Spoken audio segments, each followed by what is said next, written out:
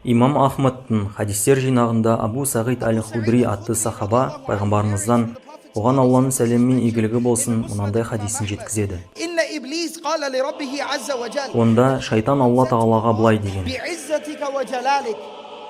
Алланың құдіретімен және Алланың патшалығымен ант етемін.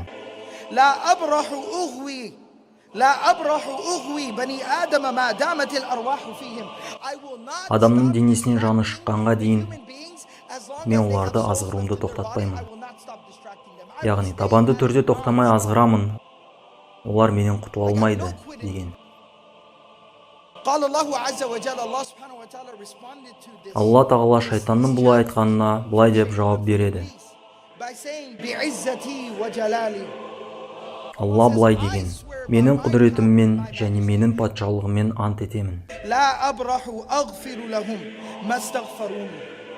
Олар менен кешірім сұрауды тоқтатпайынша, оларды кешіруді тоқтатпаймын.